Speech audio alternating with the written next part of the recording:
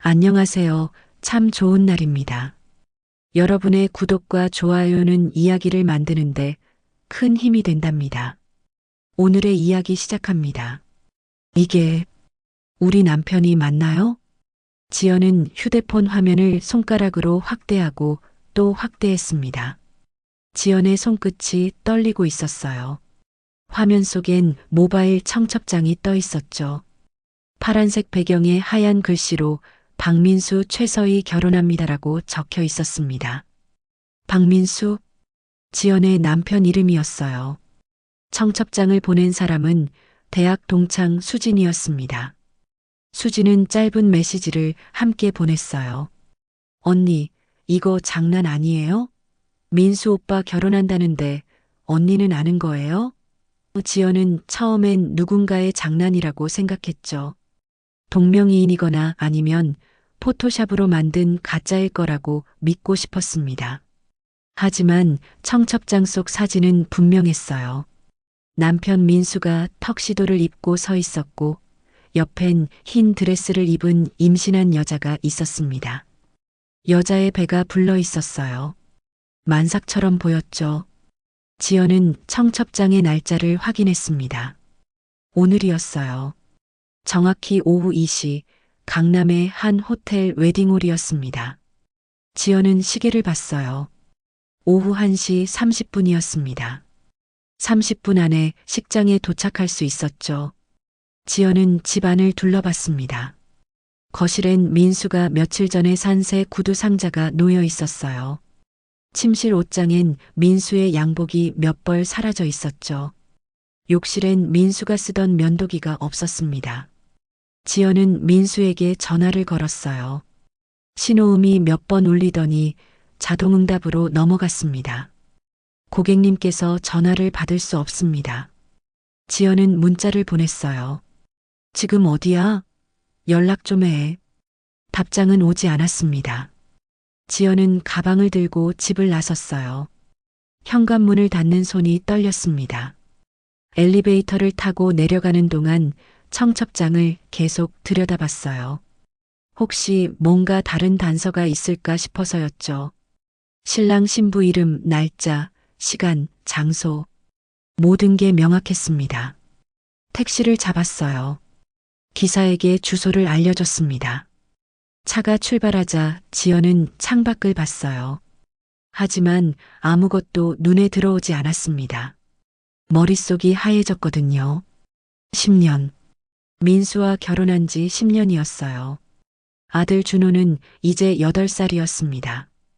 지연은 평범한 가정주부였죠. 민수는 개인 사업을 하는 남편이었고요. 택시 안에서 지연은 청첩장을 다시 열었습니다. 이번엔 사진을 자세히 봤어요. 민수의 얼굴이 선명했습니다. 웃고 있었죠. 행복해 보였어요. 옆에 여자도 웃고 있었습니다. 두 사람은 손을 맞잡고 있었어요.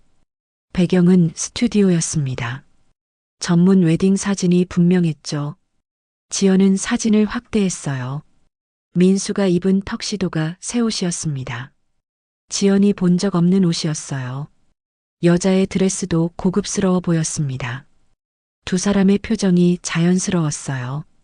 연출된 게 아니라 진짜 행복해 보였죠. 택시가 호텔에 도착했습니다. 지연은 요금을 지불하고 내렸어요. 호텔 입구가 보였습니다. 화려했어요. 빨간 카펫이 깔려 있었고 풍선 장식이 있었죠. 입구엔 박민수 최서희 결혼식이라고 적힌 안내판이 서 있었습니다. 지연은 발이 떨어지지 않았어요. 몇 초 동안 그 자리에 서 있었죠. 심장이 빠르게 뛰었습니다. 숨쉬기가 어려웠어요. 하지만 걸어 들어가야 했습니다. 진실을 확인해야 했죠. 로비로 들어갔어요. 사람들이 많았습니다. 정장을 입은 남자들, 드레스를 입은 여자들, 모두 결혼식 하객처럼 보였어요. 지연은 방명록이 놓인 테이블을 봤습니다. 사람들이 줄지어 서서 축의금을 내고 있었죠. 지연은 로비 구석으로 걸어가 사람들 사이에 섞여 관찰했습니다. 그때 민수가 보였어요. 남편이 흰 장미 부토니에르를 단 턱시도를 입고 서 있었습니다. 민수는 하객들과 웃으며 악수를 나누고 있었죠. 지연의 가슴이 철렁했어요. 진짜였습니다. 장난이 아니었죠. 민수가 정말 다른 여자와 결혼식을 올리고 있었던 겁니다. 지연은 휴대폰을 꺼내 동영상 촬영을 시작했습니다. 손이 떨려서 화면이 흔들렸지만 계속 찍었어요. 민수가 지연 쪽을 힐끗 봤습니다. 눈이 마주쳤어요. 1초도 안 되는 순간이었지만 분명히 서로를 봤습니다. 민수의 얼굴이 굳었어요. 하지만 곧 다른 하객 쪽으로 몸을 돌렸습니다. 못 본 척했죠. 지연은 그 순간을 다 찍었습니다. 신랑 옆에서 함께 인사하고 있는 사람들이 있었어요. 부모님의 자리였죠. 하지만 그 자리에 있는 사람들은 낯선 얼굴이었어요. 시부모님은 돌아가셔서 안 계셨거든요. 60대로 보이는 남자와 여자가 서서 인사를 하고 있었어요. 마치 진짜 신랑 부모인 것처럼 행동하고 있었죠. 지연은 이해할 수 없었습니다. 대역이었어요. 민수가 가짜 부모까지 동원한 겁니다. 지연은 더 안으로 들어가려 했어요. 하지만 안내 직원이 막았습니다. 죄송합니다만 초대장이 있으신가요? 지연은 초대장이 없었어요. 직원은 정중하지만 단호하게 말했습니다. 초대받은 분만 입장 가능합니다. 지연은 물러났어요. 식장 안으로 들어갈 수 없었습니다. 하지만 이미 충분히 봤어요. 민수가 턱시도를 입고 하객을 맞이하는 모습, 가짜 부모가 혼주석에 앉아 있는 장면, 모든 게 동영상에 담겨 있었죠. 지연은 로비로 돌아왔어요. 그때 임신한 여자가 보였습니다. 신부였어요. 흰 드레스를 입고 있었고 배가 많이 나와 있었죠. 여자는 들러리들과 함께 복도를 걸어가고 있었습니다. 웃으며 이야기를 나누고 있었어요. 지연은 그 모습도 찍었습니다. 신부의 얼굴, 임신한 배, 행복해 보이는 표정, 모든 걸 기록했어요. 지연은 중얼거렸습니다. 정신 다잡자. 이건 내 기억이 아니라 기록으로 남겨야 해. 손이 떨렸지만 촬영을 멈추지 않았습니다. 지연은 더 이상 그곳에 그냥 있을 수 없었어요. 난동을 부리고 싶었습니다. 식장으로 뛰어들어가 민수를 붙잡고 소리치고 싶었죠. 하지만 참았어요. 지금 감정을 폭발시키면 증거를 제대로 확보하지 못할 것 같았거든요. 지연은 침착하게 호텔을 나왔습니다. 밖으로 나오자 다리에 힘이 풀렸어요. 벤치에 주저앉았습니다. 손에 쥔 휴대폰을 봤어요. 동영상이 저장돼 있었습니다. 증거였죠. 지연은 동영상을 다시 재생했어요. 민수의 얼굴이 화면에 나타났습니다. 웃고 있었죠. 지연은 눈물이 날 것 같았지만 울지 않았어요. 울 시간이 없었습니다. 해야 할 일이 많았거든요. 지연은 민수의 최근 행적을 떠올렸어요. 일주일 전 민수는 말했습니다. 다음 주에 장기 출장 가야 해. 신혼여행이랑 겹쳐서 2주 정도 집에 못 들어올 것 같아. 지연은 그때 이상하다고 생각했어요. 신혼여행이라는 말이 걸렸거든요. 누구 신혼여행이냐고 물었죠. 민수는 웃으며 대답했습니다. 아, 거래처 사장님이 재혼하셔서 신혼여행 가시는 동안 내가 일 좀 봐줘야 해. 지연은 그 말을 믿었어요. 민수가 거짓말을 한다고 생각하지 못했죠. 이제 모든 게 이해됐습니다. 장기 출장이 아니었어요. 민수는 다른 여자와 결혼식을 올리고 본인의 신혼여행을 가려던 거였습니다. 지연과의 결혼은 어떻게 하려고 했을까요? 그냥 사라지려고 했던 걸까요? 아니면 이혼을 요구하려던 걸까요? 지연은 가방에서 노트를 꺼냈어요. 민수의 최근 일정을 적기 시작했습니다. 언제 늦게 들어왔는지, 언제 출장을 갔는지, 언제 전화를 받지 않았는지. 모든 걸 기록했어요. 나중에 필요할 거라는 생각이 들었거든요. 지연은 다시 택시를 탔습니다. 집으로 돌아가는 길이었어요. 차 안에서 지연은 창밖을 봤습니다. 거리는 평범했어요. 사람들이 걸어 다니고 차들이 지나가고 모든 게 평소와 같았죠. 하지만 지연의 세계는 무너지고 있었습니다. 집에 도착했어요.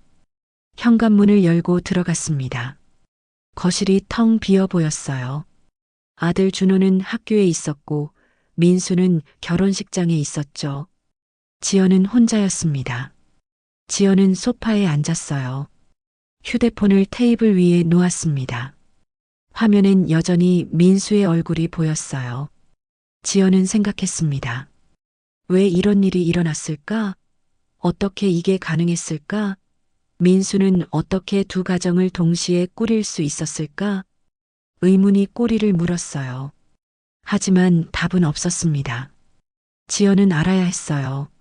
진실을 밝혀야 했죠. 어떻게 이런 일이 가능했는지, 민수가 무슨 짓을 한 건지 모든 걸 파헤쳐야 했습니다. 지연은 노트북을 켰어요. 변호사를 검색하기 시작했습니다. 이혼 전문 변호사, 위자료 청구, 재산분할. 낯선 단어들이었지만 지금은 알아야 할 것들이었어요. 지연은 메모를 하기 시작했습니다. 휴대폰이 울렸어요. 수진에게서 전화가 왔습니다. 지연은 받았어요. 수진의 목소리가 들렸습니다. 언니, 괜찮아? 내가 보낸 청첩장 진짜였어? 지연은 대답했습니다. 응, 진짜였어. 방금 식장 다녀왔어. 수진이 놀랐어요. 헐, 진짜 갔다 왔어? 그래서 어땠어? 지연은 침착하게 대답했습니다. 다 찍었어. 동영상으로. 증거 확보했어. 수지는 잠시 말이 없었어요. 그러다 말했습니다. 언니, 괜찮아? 지연은 대답하지 않았어요. 괜찮을 리 없었으니까요. 하지만 무너질 수도 없었습니다. 아들 준호가 있었고 지켜야 할 게 있었죠. 지연은 말했습니다. 나 변호사 찾아야 해. 나중에 얘기하자.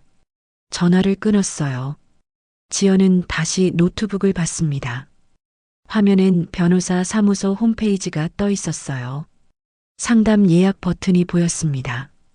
지연은 클릭했어요. 이제 시작이었습니다. 지연의 삶은 여느 가정처럼 평범하고 평화로웠어요. 지연은 토요일 아침 일찍 일어났습니다. 오늘은 준호가 기다리던 날이었어요. 에버랜드 가는 날이었죠. 지연은 도시락을 싸면서 민수를 깨웠습니다. 여보, 일어나요. 9시까지 출발해야 해요. 민수가 침대에서 일어났어요. 얼굴이 피곤해 보였습니다. 어젯밤 늦게 들어왔거든요. 응, 알았어. 민수는 욕실로 들어갔죠. 거울을 보며 면도를 했습니다. 거울 속 자신의 얼굴을 보며 생각했어요. 오늘은 아빠 역할에 집중하자. 준호가 방에서 뛰어나왔습니다. 아빠, 빨리빨리 롤러코스터 타러 가야 해. 민수는 웃으며 준호의 머리를 쓰다듬었어요.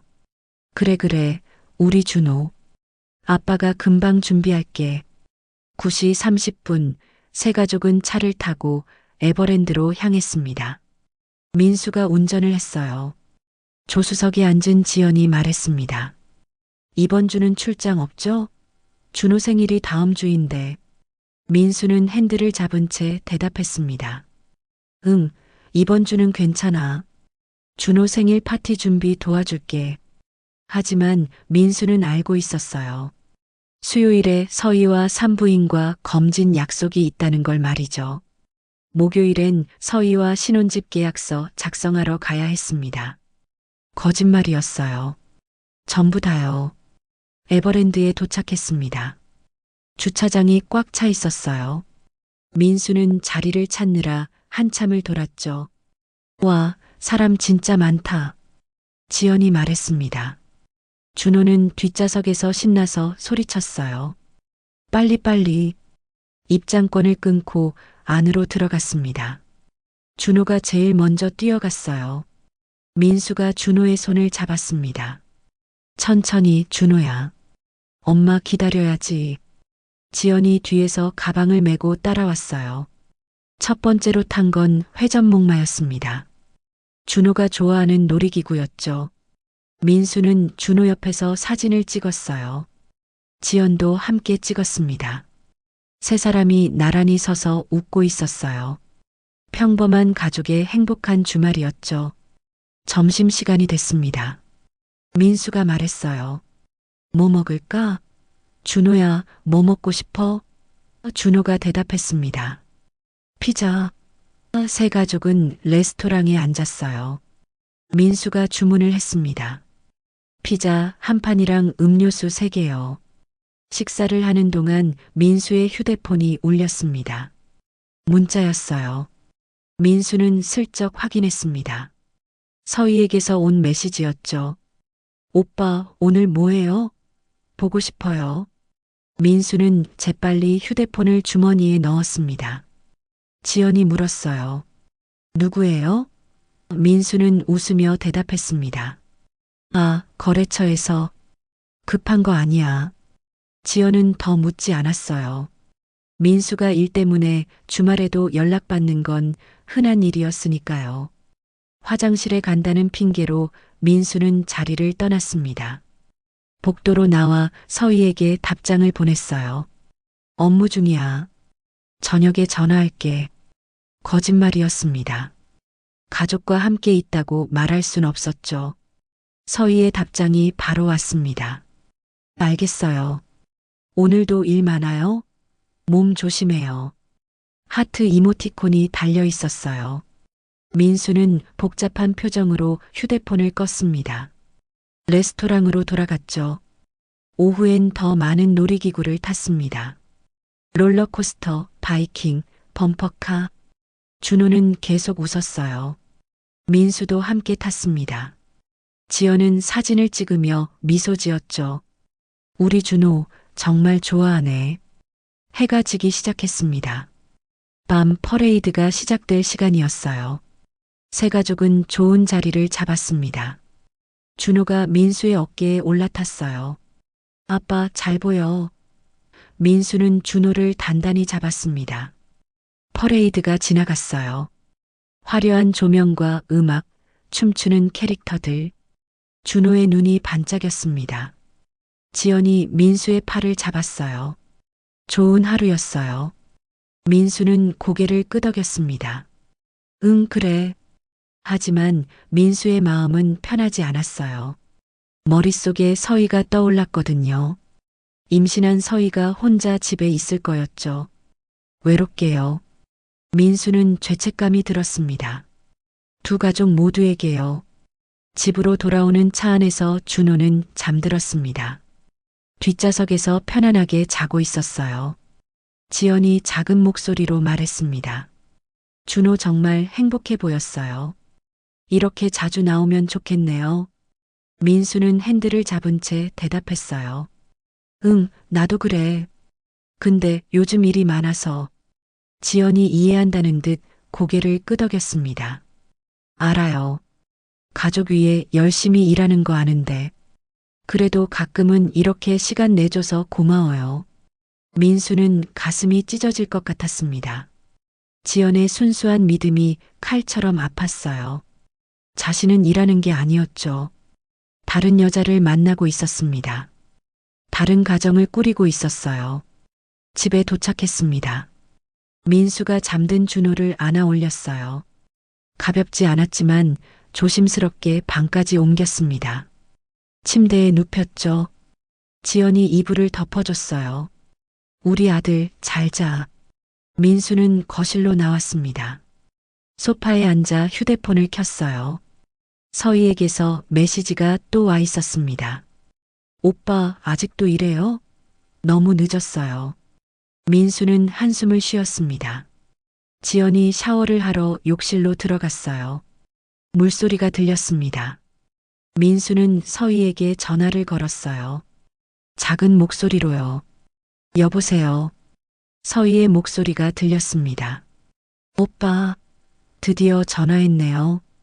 미안해. 오늘 하루 종일 정신없었어. 민수가 말했습니다.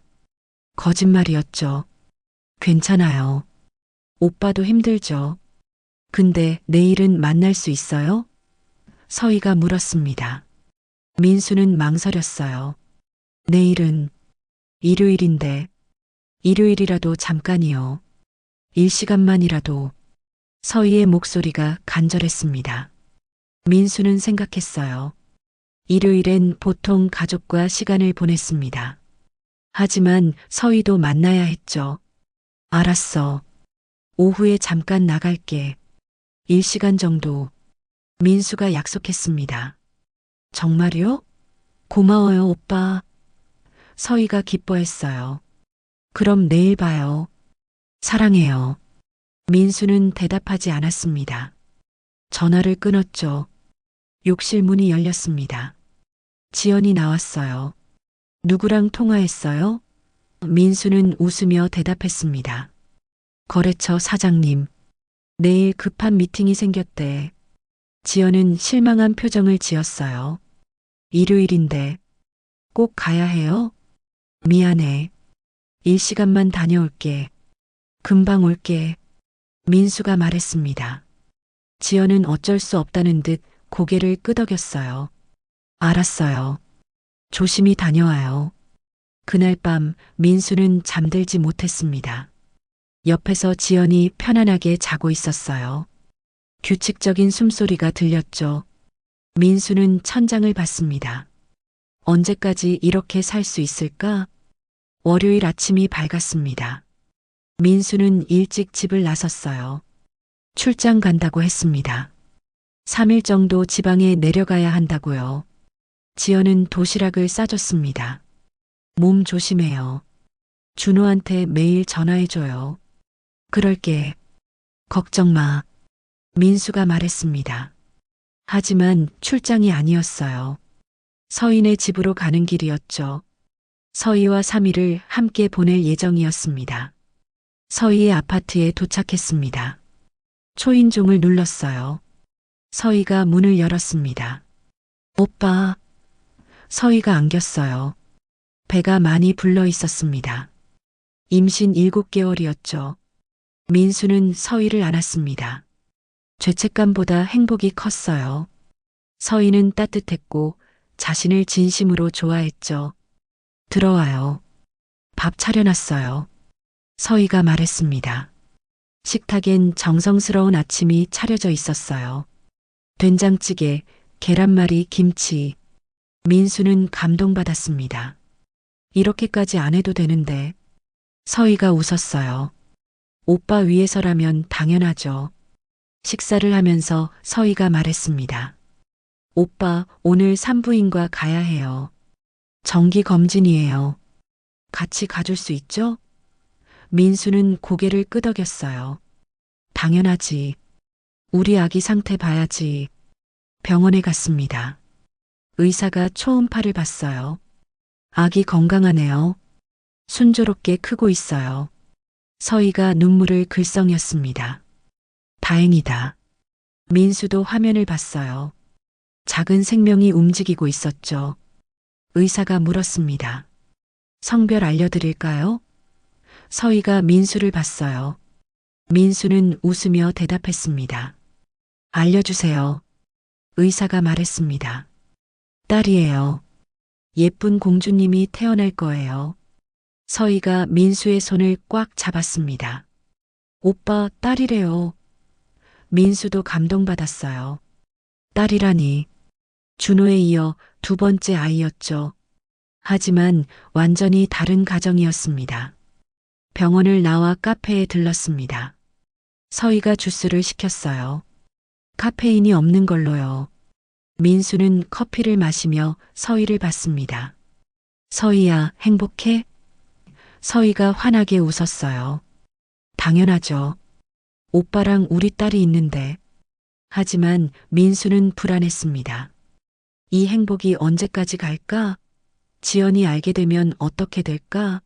모든 게 무너질 텐데요. 민수는 생각을 멈췄습니다. 지금은 서희와 함께 있는 시간이었죠.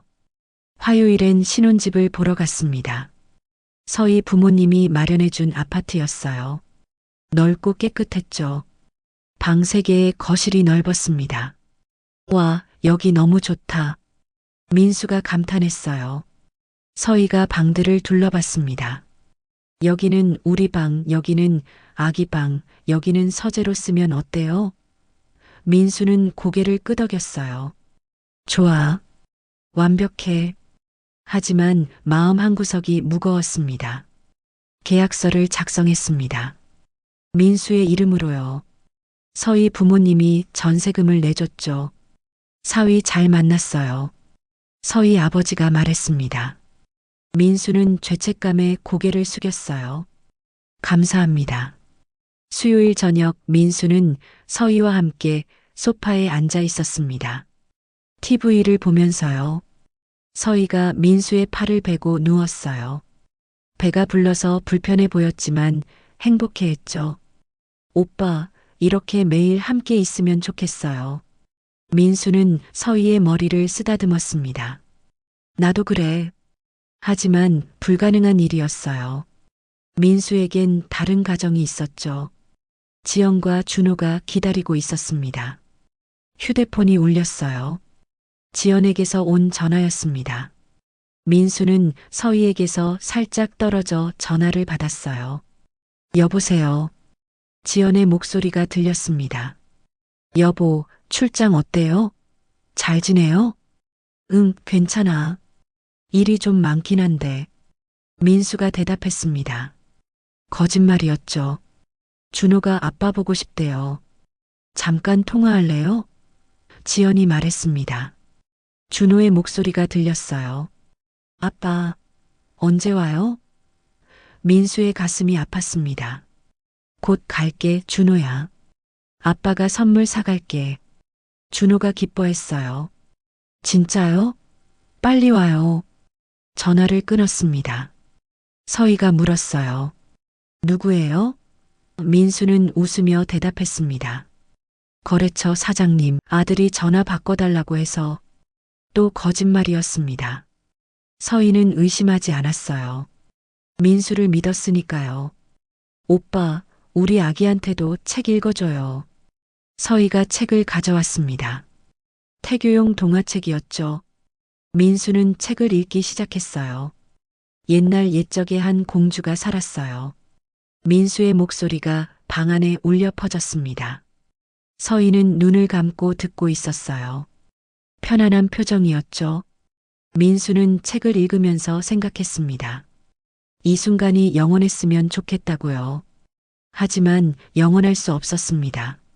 민수는 알고 있었어요. 언젠가 모든 게 무너질 거라는 걸요. 거짓말은 계속될 수 없었죠. 하지만 지금은 멈출 수 없었습니다. 너무 깊이 들어왔거든요. 목요일 아침 민수는 서희와 아침을 먹었습니다. 서희가 만든 미역국이었어요. 오빠 건강해야 해요. 우리 딸 아빠잖아요. 서희가 웃으며 말했습니다. 민수는 국을 떠먹으며 대답했어요. 고마워. 식사 후 민수는 말했습니다. 오늘은 진짜 일 좀 봐야 해. 오후에 미팅이 있어서. 서희가 이해한다는 듯 고개를 끄덕였어요. 알겠어요. 저녁엔 돌아오죠? 민수는 약속했습니다. 당연하지. 하지만 민수는 집으로 가야 했습니다. 지연이 있는 집으로요. 며칠째 연락만 하고 얼굴을 안 비췄죠. 의심받을 수 있었어요. 민수는 서희와 헤어져 차를 몰았습니다. 집에 도착했어요. 현관문을 열고 들어갔습니다. 지연이 거실에 있었어요. 여보, 언제 왔어요? 지연이 놀라며 반겼습니다. 방금 출장 일찍 끝나서. 민수가 대답했어요. 준호가 방에서 뛰어나왔습니다. 아빠. 민수는 준호를 안아 올렸어요. 우리 준호 보고 싶었어. 준호가 웃었습니다. 나도. 아빠, 선물은요? 민수는 가방에서 장난감을 꺼냈습니다. 오는 길에 산 거였어요. 자, 여기. 준호가 좋아하며 받았습니다. 와, 고마워요, 아빠. 저녁 식사를 했습니다. 지연이 만든 김치찌개와 제육볶음이었어요. 민수는 먹으면서 생각했습니다. 몇 시간 전엔 서희가 차려준 밥을 먹었는데 지금은 지연이 차려준 밥을 먹고 있네요. 두 가정, 두 여자, 두 아이. 민수는 둘 다 사랑했을까요? 아니면 둘 다 이용한 걸까요? 민수 자신도 확신하지 못했습니다. 그저 이 상황을 유지하고 싶었어요. 가능한 한 오래요. 밤이 깊어졌습니다. 준호는 잠들었고 지연도 침대에 누웠어요. 민수는 거실에 나와 휴대폰을 봤습니다. 서희에게서 메시지가 와 있었어요. 오빠 잘 자요. 사랑해요. 우리 딸도요. 민수는 답장을 보냈습니다. 나도 사랑해. 잘 자. 그리고 휴대폰을 껐어요. 침실로 들어가 지연 옆에 누웠습니다. 지연이 잠결에 민수에게 기댔어요. 오늘 일찍 와줘서 고마워요. 민수는 대답하지 않았습니다. 눈을 감았어요. 하지만 잠들 수 없었죠. 죄책감, 불안, 두려움. 모든 감정이 뒤섞여 있었습니다. 언젠가 이 모든 게 들통날 거라는 걸 알고 있었어요. 그날이 생각보다 빨리 다가왔네요. 모바일 청첩장이라는 형태로요. 그리고 평범했던 지연의 행복에 금이 갔습니다. 개인 사업자였던 민수는 일정을 자유롭게 조절할 수 있었어요. 사무실도 따로 없었고 집에서 일하거나 외부 미팅으로 시간을 보냈죠. 지연은 민수의 일정을 정확히 알 수 없었습니다. 민수가 어디가 있는지, 누구를 만나는지 확인할 방법이 없었거든요. 민수는 이 점을 악용했어요. 야간 미팅이 많다고 했습니다. 거래처와 저녁 식사를 해야 한다고, 술자리가 있다고, 늦게 들어온다고 말했죠. 지연은 의심하지 않았어요. 민수가 열심히 일하는 줄 알았습니다. 하지만 민수는 다른 여자를 만나고 있었어요. 최서희라는 32세 여자였습니다. 서희는 좋은 집안 출신이었죠. 부모님이 사업을 하셨고 경제적으로 여유로웠습니다. 서희는 민수를 괜찮은 사업가라고 믿었어요. 민수는 서희에게 자신은 독신이라고 거짓말을 했습니다. 부모님은 일찍 돌아가셨다고 혼자 사업을 키워왔다고 말했죠. 민수는 두 개의 휴대폰을 사용했어요. 하나는 지연과 연락할 때, 다른 하나는 서희와 연락할 때였습니다. 업무용 폰이라고 했죠. 지연은 그 폰을 본 적이 없었어요. 민수가 항상 따로 보관했거든요. 지출 내역도 분리했습니다. 지연에게는 생활비를 정기적으로 줬어요. 자신의 사업 수입은 따로 관리한다고 했죠. 서희와 민수는 2년 전에 만났습니다. 우연한 만남이었어요. 카페에서 서희가 노트북을 떨어뜨렸고 민수가 주워줬죠. 대화가 시작됐고 연락처를 교환했습니다. 민수는 서희에게 적극적으로 다가갔어요. 서희는 민수가 좋았습니다. 나이는 좀 있었지만 성숙해 보였고 사업도 잘 된다고 했죠. 민수는 서희를 고급 레스토랑에 데려갔고 선물도 많이 줬습니다. 서희는 민수가 진심이라고 생각했어요. 1년 후 서희가 임신했습니다. 민수는 당황했지만 티를 내지 않았어요. 오히려 책임지겠다고 말했습니다. 결혼하자고 제안했죠. 서희는 기뻤어요. 민수는 서희 부모님을 만났습니다. 하지만 호적 등본을 보여주지 않았어요. 법률 상담 중이라고 했죠. 부모님이 돌아가셔서 상속 문제가 복잡하다고 정리되면 바로 혼인신고하겠다고 말했습니다. 서희 부모님은 믿었어요. 민수는 결혼 준비를 시작했습니다. 예식장을 예약했고 스튜디오에서 웨딩 사진을 찍었죠. 서희는 행복했습니다. 배가 불러오고 있었고 곧 아이가 태어날 예정이었어요. 결혼식 날짜도 잡혔습니다. 하지만 문제가 있었어요. 혼주가 없었습니다. 민수의 부모님은 이미 돌아가셨다고 했으니까요. 민수는 대역을 고용했습니다. 60대 남녀를 섭외해서 부모님 역할을 맡겼어요. 돈을 주고 계약했죠. 대역 부모는 연기를 잘했습니다. 결혼식 리허설에도 참석했고 서희 부모님과도 만났어요. 자연스럽게 사돈 인사를 나눴죠. 지연은 이 모든 걸 몰랐어요. 민수가 장기 출장을 간다고 했을 때도, 신혼여행 때문에 2주 동안 집에 못 온다고 했을 때도 지연은 의심하지 않았죠. 민수가 열심히 일한다고, 가족을 위해 애쓴다고 생각했습니다. 그런데 민수는 다른 여자와 결혼 준비를 하고 있었던 거였네요. 예식장을 예약하고 신혼여행 티켓을 끊고 새 집을 알아보고 있었죠. 서희와의 미래를 계획하고 있었습니다. 민수는 왜 이런 짓을 했을까요? 서희 집안이 좋았기 때문이에요. 경제적으로 여유로웠고 사업 확장에 도움이 될 것 같았죠. 민수는 지연과의 결혼 생활이 지루했습니다. 10년 동안 같은 일상의 반복이었거든요. 서희는 달랐어요. 젊고 예뻤고 집안도 좋았죠. 민수는 서희와 새로운 시작을 하고 싶었습니다. 지연과는 이혼하면 된다고 생각했어요. 아들 준호의 양육비만 주면 된다고 계산했죠. 하지만 민수는 실수를 했습니다.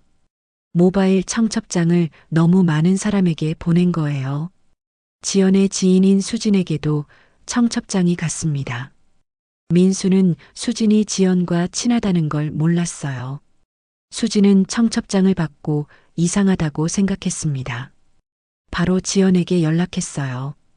모바일 청첩장을 지연의 휴대폰으로 보냈죠. 그렇게 모든 게 드러나기 시작했습니다. 서희도 조금씩 의심하기 시작했어요. 민수가 호적 등본을 계속 미루는 게 이상했습니다. 법률 상담이 그렇게 오래 걸릴 리 없었거든요.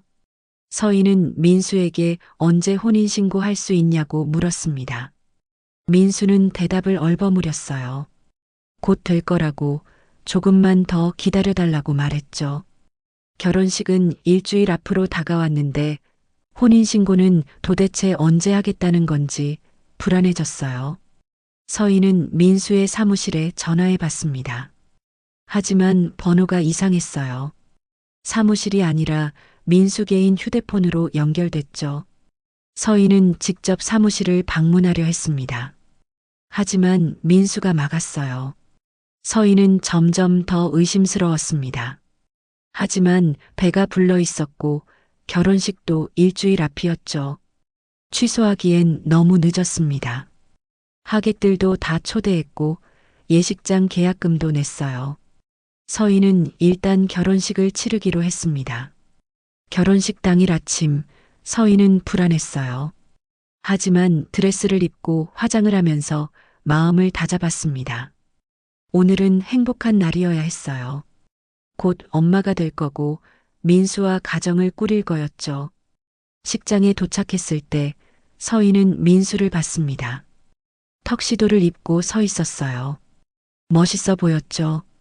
민수는 서희를 보고 미소 지었습니다. 서희도 웃었어요. 모든 의심을 잠시 잊었습니다. 하지만 그때 민수의 표정이 굳었어요. 로비 한쪽을 쳐다보고 있었죠. 서희도 그쪽을 봤습니다.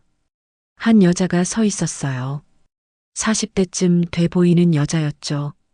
휴대폰으로 뭔가를 찍고 있었습니다. 민수는 당황했어요. 얼굴이 하얗게 질렸습니다. 서희가 저 여자가 누구냐고 물었지만 민수는 모르는 사람이라고 답했습니다. 하지만 민수의 목소리가 떨리고 있었어요.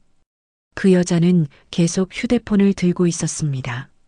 민수를 찍고 있었고 혼주석도 찍고 있었어요. 그러더니 조용히 사라졌죠. 식은 예정대로 진행됐습니다. 하객들이 자리에 앉았고 식이 시작됐어요. 서희는 아버지와 함께 입장했습니다. 순백의 드레스가 아름다웠죠. 민수는 단상에서 서희를 기다리고 있었어요. 주례의 말이 이어졌고 서약도 했고 반지도 교환했습니다. 서희는 행복했습니다. 하지만 민수는 계속 불안해 보였어요.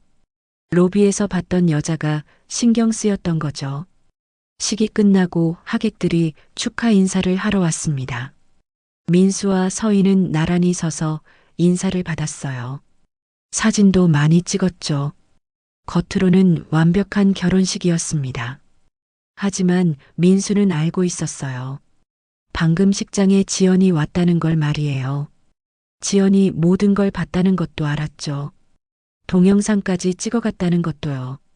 민수는 큰일 났다고 생각했습니다. 피로연이 끝나고 민수는 화장실에 갔어요. 휴대폰을 꺼내 지연에게 온 메시지를 확인했습니다. 30통이 넘는 문자가 와 있었어요.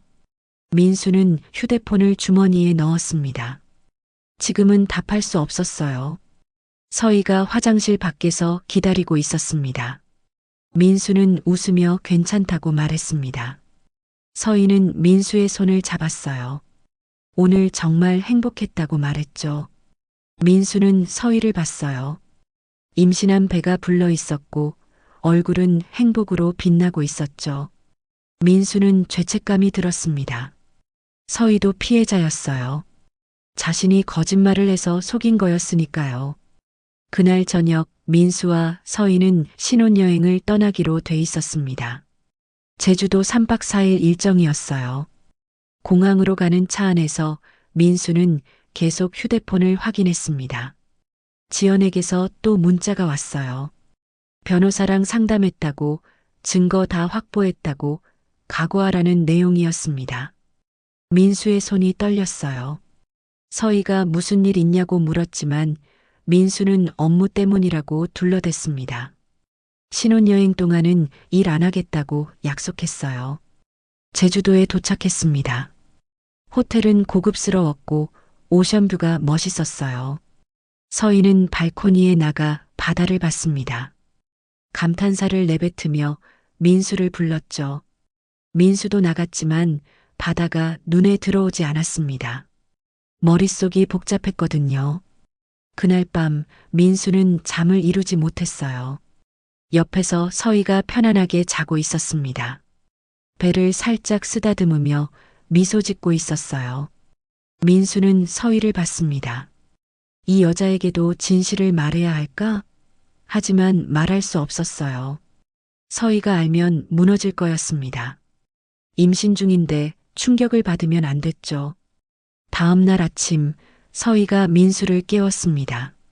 아침 먹으러 가자고 했어요. 민수는 일어나 서희와 함께 호텔 레스토랑으로 갔습니다. 뷔페였죠. 서희는 신나서 이것저것 가져왔습니다.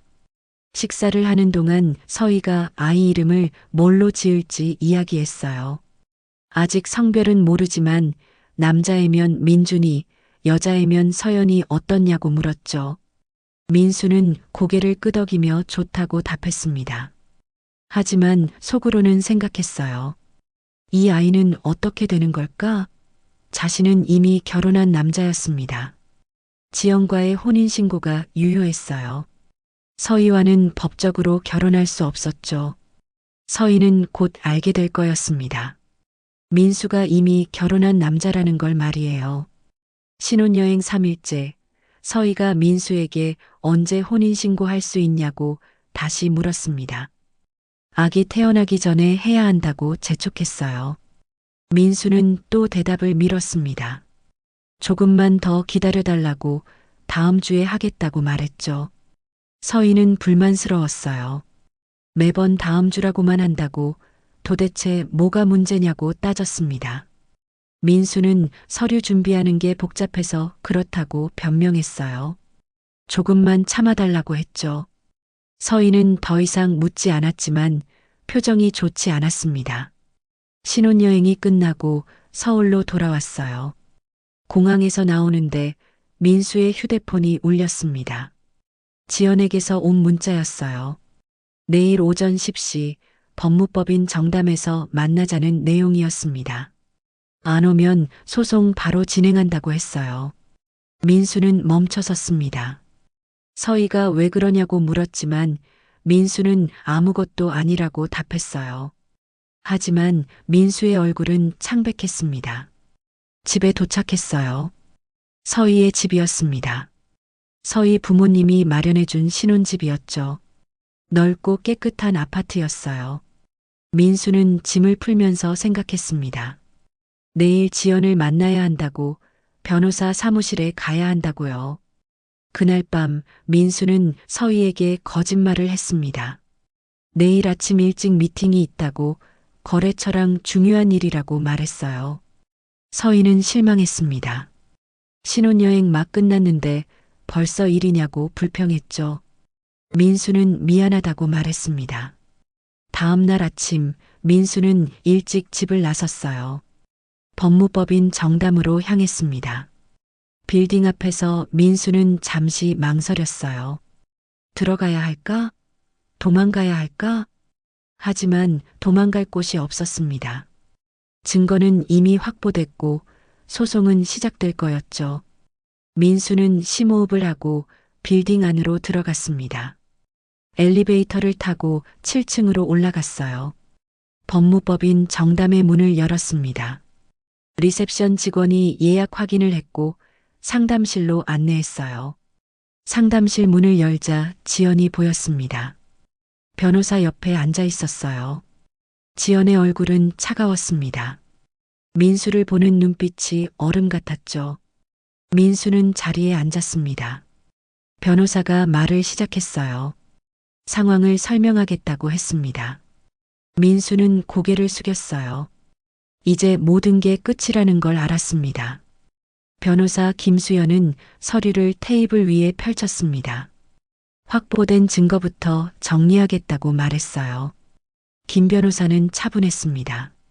40대 중반의 여성 변호사였는데 이혼 전문으로 유명했죠. 지연은 김 변호사를 추천받아 찾아왔던 겁니다. 김 변호사가 첫 번째 서류를 가리켰어요. 결혼식 동영상이었습니다. 의뢰인이 직접 촬영한 거라고 확인했죠. 지연이 고개를 끄덕였습니다. 식장 로비에서 찍었다고, 남편이 턱시도 입고 하객 맞이하는 장면, 혼주 자리에 가짜 부모가 함께 있는 장면 다 담겨 있다고 설명했어요. 민수는 말이 없었습니다. 변명할 수도 없었죠. 증거가 명확했으니까요. 김 변호사가 두 번째 서류를 꺼냈습니다. 신혼여행 티켓 결제 내역이었어요. 박민수 명의 카드로 제주도 왕복 항공권과 호텔을 예약한 기록이 있었죠. 민수가 작은 목소리로 맞다고 인정했습니다.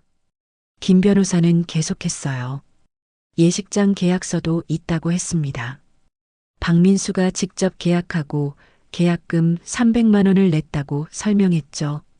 지연이 대역 부모는 어떻게 찾았냐고 물었습니다. 민수는 대답하지 않았어요. 김 변호사는 추가 조사가 필요하다고 했지만 결혼식 영상에 분명히 나와 있으니 증거로는 충분하다고 덧붙였습니다. 세 번째 서류를 꺼냈어요. 위치 기록이었습니다. 박민수 휴대폰의 위치 데이터를 확인한 결과 최근 3개월간 특정 아파트에 자주 머물렀다고 했어요. 최서희의 집이었죠. 지연이 그 여자 집에 자주 갔다는 거냐고 물었습니다. 김 변호사가 고개를 끄덕였어요. 거의 매일 밤 그쪽에 있었다고, 의뢰인 댁엔 주말에만 갔다고 설명했죠. 지연의 얼굴이 일그러졌어요. 10년 결혼 생활이 거짓이었다는 게 명확해졌습니다. 민수는 거의 다른 여자와 살고 있었던 거예요. 지연은 참았습니다. 울고 싶었지만 지금은 아니었죠. 김 변호사가 이 정도 증거면 위자료 청구에 문제 없다고 말했어요. 재산 분할도 유리하게 진행할 수 있다고, 양육비는 당연히 받아야 한다고 설명했습니다. 지연이 얼마나 받을 수 있냐고 물었어요. 김 변호사는 계산기를 두드렸습니다. 위자료는 최소 5천만 원 이상 청구 가능하다고 했어요. 혼인 기간, 자녀 유무, 상대방 귀책 사유를 고려하면 더 받을 수도 있다고 덧붙였죠. 재산 분할은 박민수 재산의 절반이 기본이고 양육비는 월 150만 원 이상 받아야 한다고 설명했습니다. 민수가 놀랐어요. 5천만 원이냐고, 그렇게 많으냐고 되물었습니다. 김 변호사가 차갑게 대답했어요. 적은 거라고, 의뢰인이 받은 정신적 피해를 고려하면 1억도 모자란다고 말했죠. 바로 그때 상담실 문이 열렸습니다. 젊은 여자가 들어왔어요. 배가 불러 있었습니다. 만삭이었죠. 지연은 그 여자를 알아봤어요. 결혼식에서 봤던 신부였습니다. 최서희였어요. 서희는 상담실을 둘러봤습니다. 민수를 보자 표정이 굳었어요. 당신이 여기서 뭐 하냐고 물었죠. 민수는 대답하지 못했습니다. 서희가 지연을 봤어요. 당신은 누구냐고 물었죠. 지연이 일어났습니다. 자신이 박민수의 아내라고, 법적으로 혼인신고된 아내라고 밝혔어요. 서희의 얼굴이 하얗게 변했습니다. 뭐라고 했냐고, 아내라고 했냐고 되물었어요. 김 변호사가 끼어들었습니다. 최서희 맞냐고 확인하고 자신이 연락했던 김수연 변호사라고 소개했어요. 앉으라고 권했죠. 서희는 비틀거리며 의자에 앉았습니다. 손이 떨리고 있었어요.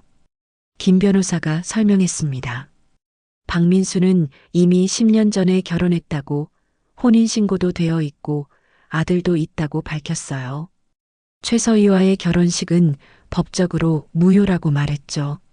서희가 울음을 터뜨렸습니다. 거짓말이냐고, 이게 무슨 소리냐고 외쳤어요. 민수는 고개를 숙였습니다. 대답할 수 없었어요. 서희는 계속 울었습니다. 민수가 독신이라고 했다고, 부모님 돌아가셨다고 했다고, 혼자라고 했다고 따졌어요. 지연이 서희를 봤습니다. 동정심이 들었어요. 서희도 피해자였습니다. 민수에게 속은 거였죠. 지연은 서희에게 다가가 진정하라고 말했습니다. 배에 안 좋다고 했어요. 서희가 지연을 봤습니다. 당신도 속은 거냐고, 나만 바보인 줄 알았다고 말했죠. 지연은 고개를 끄덕였습니다. 자신도 어제 알았다고, 결혼식장에 직접 가서 확인했다고 말했어요. 두 여자는 서로를 봤습니다. 같은 배를 탄 사람들이었어요. 민수에게 속은 피해자들이었죠. 서희가 아기는 어떻게 하냐고 물었습니다. 다음 달이 출산 예정일이라고 말했어요. 김 변호사가 대답했습니다. 아기는 태어나면 박민수의 자녀가 된다고, 양육비를 받을 수 있다고 설명했어요. 최서희도 피해자이니 위자료 청구 가능하다고 덧붙였죠. 서희가 민수를 노려봤습니다. 정말 나쁜 사람이라고, 어떻게 이럴 수 있냐고 말했어요. 민수는 여전히 고개를 숙이고 있었습니다. 김 변호사가 정리했습니다. 두 분 다 피해자라고, 함께 대응하는 게 좋겠다고 제안했어요. 증거를 공유하고 전략을 함께 세우면 더 유리하다고 설명했죠. 지연이 같이 소송을 진행한다는 거냐고 물었습니다. 김 변호사가 고개를 끄덕였어요. 두 분 다 위자료를 청구하고 양육비도 받아야 한다고 했습니다. 박민수 재산을 정확히 파악해서 최대한 받아내는 게 목표라고 설명했어요. 서희가 주저했습니다. 자신은 결혼도 안 했는데 위자료를 받을 수 있냐고 물었죠. 김 변호사는 사실혼 관계로 인정받을 수 있다고 설명했습니다. 2년 동안 동거했고 임신까지 했으니 충분하다고 했어요. 게다가 박민수가 기망행위를 했다고, 이건 불법행위라고 덧붙였죠. 지연과 서희는 서로를 봤습니다.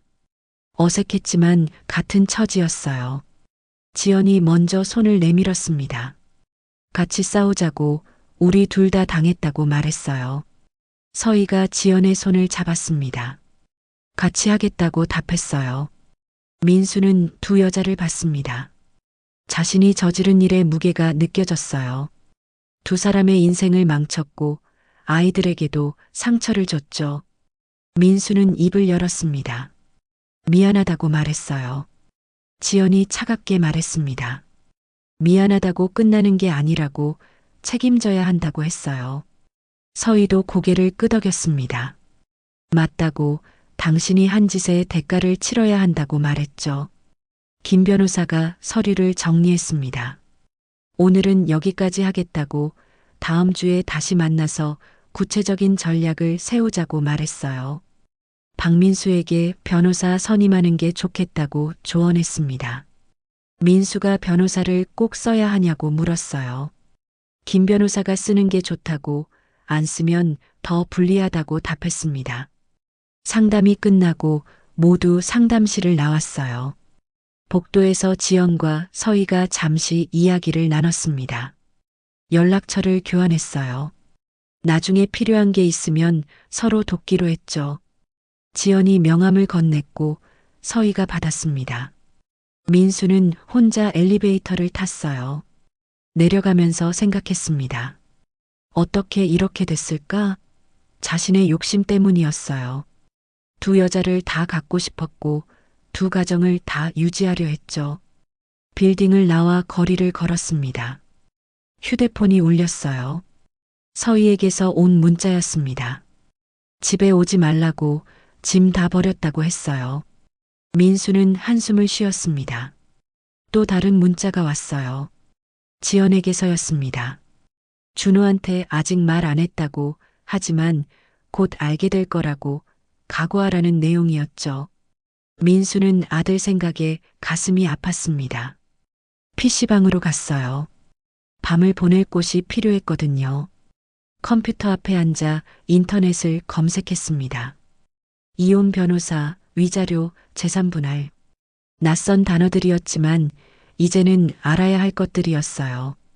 몇몇 변호사 사무실에 전화를 걸었습니다. 하지만 비용이 비쌌어요. 착수금만 500만 원이 넘었습니다. 민수는 돈이 부족했어요. 서희와의 결혼식에 너무 많이 썼거든요. 결국 민수는 변호사 없이 진행하기로 했습니다. 법원에 직접 답변서를 제출하면 된다고 생각했어요. 돈도 아낄 수 있고 선처를 호소하면 괜찮을 거라고 믿었습니다. 민수는 지연에게 문자를 보냈습니다. 자신이 다 책임지겠다고, 변호사 안 서고 나가겠다고, 원하는 대로 다 해주겠다고 말했어요. 하지만 지연은 답장하지 않았습니다. 다음 주 지연과 서희는 다시 법무법인 정담에 갔습니다. 김 변호사가 소장을 준비해뒀어요. 이혼 청구와 위자료 청구를 함께 넣겠다고 설명했습니다. 금액은 위자료 8천만 원, 재산분할 2억, 양육비 월 200만 원으로 청구하겠다고 밝혔어요. 지연이 놀랐습니다. 8천만 원이냐고, 처음엔 5천만 원이라고 하지 않았냐고 물었죠. 김 변호사가 설명했어요. 증거가 더 확보됐다고 했습니다. 대역 부모 섭외한 정황, 허위 서류 작성, 사기혼 시도, 이런 걸 다 고려하면 8천도 적다고 말했어요. 서희도 같은 금액을 청구하기로 했습니다. 사실혼 관계 인정과 기망 행위에 대한 위자료였죠. 두 여자는 각각 소장을 제출했습니다. 법원에서 조정 기일이 잡혔어요. 한 달 후였습니다. 민수는 혼자 법원에 가야 했죠. 변호사가 없었으니까요. 조정 기일 전날 민수는 지연에게 전화를 걸었습니다. 한 번만 만나달라고, 얘기 좀 하자고 말했어요. 지연은 거절했습니다. 할 말 없다고, 법원에서 보자고 답했죠. 민수는 절망했습니다. 어떻게든 합의를 보고 싶었거든요. 소송이 길어지면 더 불리할 것 같았습니다. 하지만 지연과 서희는 단호했어요. 조정 기일 당일 민수는 일찍 법원에 도착했습니다. 복도에서 지연과 서희를 봤어요. 두 사람은 김 변호사와 함께 있었죠. 민수는 다가가려 했지만 지연이 손을 들어 막았습니다. 조정실로 들어갔어요. 조정위원이 양측의 주장을 들었습니다. 김 변호사가 증거를 제시했어요. 결혼식 동영상, 신혼여행 티켓, 위치 기록, 모든 게 명확했죠. 조정위원이 민수에게 이 증거들에 대해 반박할 내용이 있냐고 물었습니다. 민수는 고개를 저었어요. 없다고 답했습니다. 조정위원이 다시 물었습니다. 원고의 청구를 인정하냐고 말이에요. 민수는 잠시 망설이다가 고개를 끄덕였습니다. 인정한다고 답했어요. 조정위원이 확인했습니다. 원고 청구 전부를 인정한다는 거냐고 재차 물었어요. 민수는 고개를 끄덕였습니다. 그렇다고 답했죠. 위자료 8천만 원, 재산 분할 2억, 양육비 월 200만 원. 모든 걸 받아들이겠다고 말했습니다. 민수는 이렇게라도 해야 선처를 받을 수 있을 거라고 생각했어요. 하지만 착각이었습니다. 조정위원은 민수의 의사를 기록했어요. 피고가 원고의 청구를 전부 인정한다고 조서에 적었습니다.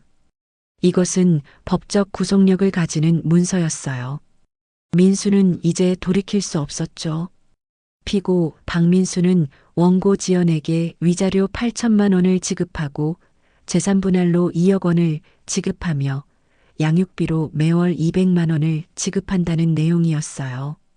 또한 원고 서희에게도 위자료 8천만 원을 지급하고 출산 후 양육비로 매월 200만 원을 지급한다고 명시됐죠. 민수의 얼굴이 하얗게 질렸습니다. 총액을 계산해 보니 엄청난 금액이었어요. 위자료만 1억 6천만 원, 재산 분할 2억, 양육비는 매월 400만 원이었습니다. 조정이 성립됐습니다. 조정조서가 작성됐고 민수는 서명했어요. 손이 떨렸지만 어쩔 수 없었죠. 조정실을 나왔습니다. 복도에서 지연과 서희가 각자 김 변호사와 이야기를 나눴어요. 서로 눈인사만 주고받았습니다. 더 이상 할 말은 없었어요. 각자의 길을 가야 할 시간이었죠. 민수는 법원을 나와 PC방으로 돌아갔습니다. 재산 목록을 정리하기 시작했어요. 아파트 한 채, 차 한 대, 사업 자금, 예금. 모든 걸 합쳐도 4억이 안 됐습니다. 며칠 후 민수는 아파트를 금매로 내놓았습니다. 2억 3천만 원에 팔렸어요. 10년 동안 살았던 집, 지연과 함께 꾸몄던 집, 준호가 태어나서 자란 집이었죠. 민수는 고시원으로 이사했습니다. 작은 방 하나, 침대와 책상만 있었어요. 차도 팔아 3천만 원을 받았습니다. 총 3억 6천만 원을 마련해 지연에게 2억 8천만 원, 서희에게 8천만 원을 보냈어요. 지연은 돈을 받았습니다. 통장에 찍힌 2억 8천만 원을 봤어요. 이 돈이 10년 결혼 생활의 대가였습니다. 지연은 확정된 돈으로 아들 준호를 위한 신탁 계좌를 만들었어요. 1억 원을 준호 명의로 예금했습니다. 나머지는 당장 쓸 돈과 비상금으로 나눴죠. 이 돈은 상처를 키우는 돈이 아니라 준호의 미래를 지켜주는 약속이었습니다. 지연은 작은 카페를 열었습니다. 동네 주택가에 있는 10평 남짓한 공간이었어요.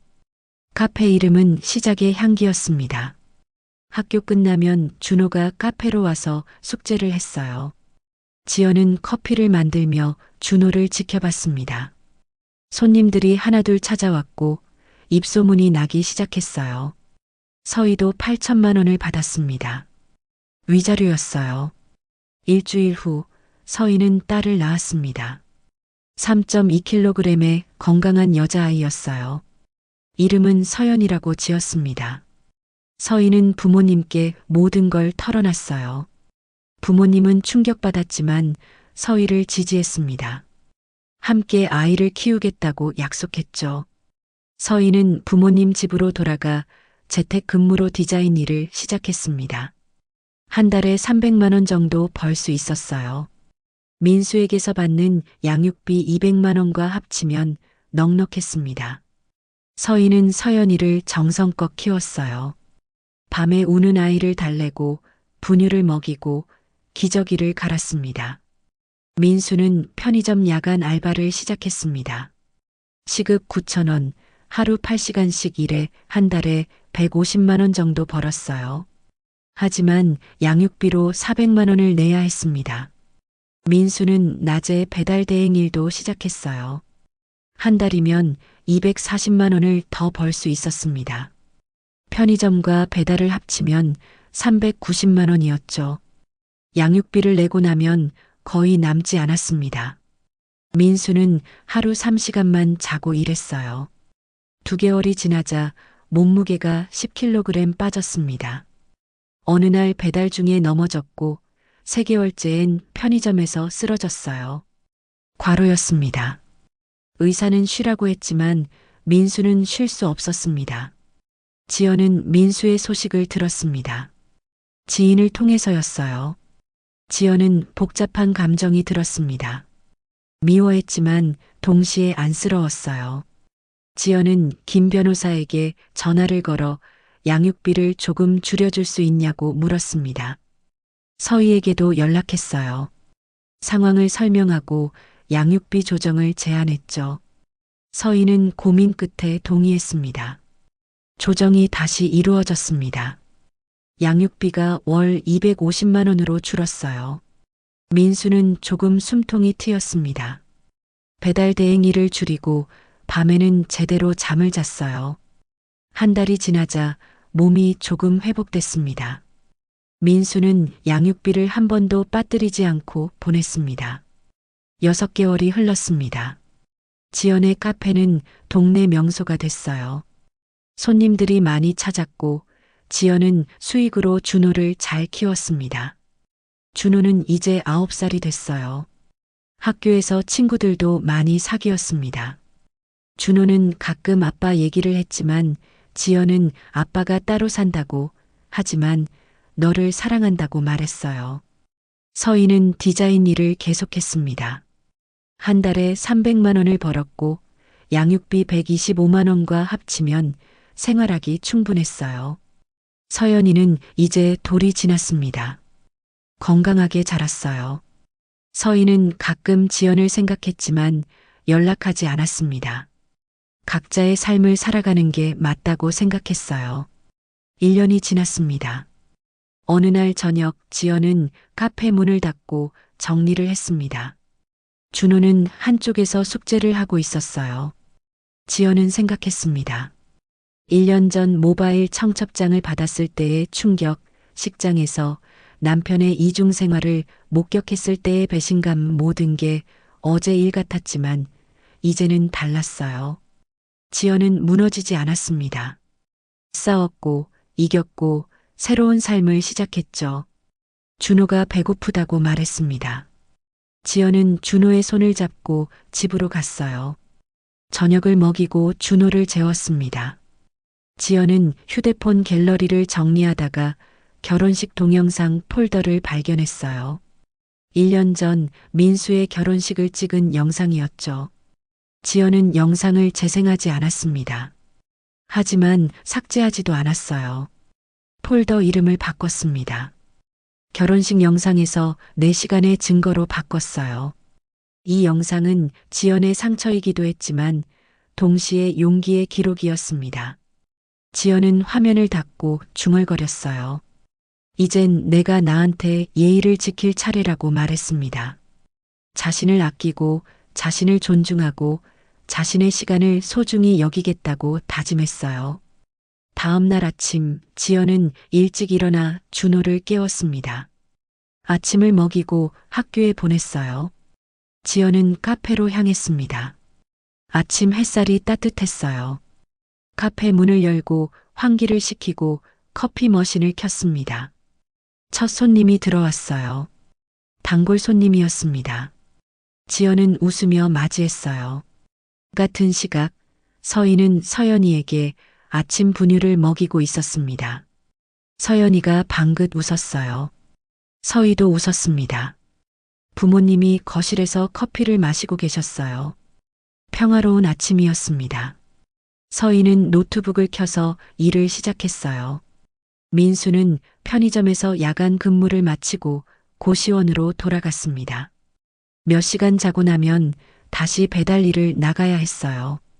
힘들었지만 견뎠습니다.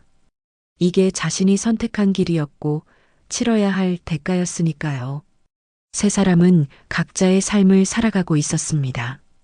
지연은 카페 운영자로, 서희는 디자이너이자 엄마로, 민수는 양육비를 보내는 아버지로 살았어요. 더 이상 얽히지 않았습니다. 각자의 길을 걸어가고 있었죠. 상처는 여전히 있었지만 더 이상 그들을 정의하지 않았습니다. 지연은 피해자가 아니라 생존자로, 서희는 속은 여자가 아니라 강한 엄마로, 민수는 기만자에서 책임지는 아버지가 되어가고 있었습니다. 모바일 청첩장 한 장으로 시작된 이야기는 법정에서 끝났지만 세 사람의 삶은 거기서 끝나지 않았습니다. 각자의 방식으로, 각자의 속도로 앞으로 나아가고 있었어요. 지연은 매일 아침 카페 문을 열며 새로운 하루를 시작했고, 서희는 서연이를 보며 희망을 느꼈고, 민수는 양육비를 보내며 속죄하고 있었습니다. 완벽한 해피엔딩은 아니었지만 세 사람 모두 살아가고 있었습니다. 그것으로 충분했어요. 이야기가 재미있으셨나요? 여러분의 인생에도 새로운 시작이 생기기를 응원합니다. 눈이 부시도록 찬란한 날 보내세요.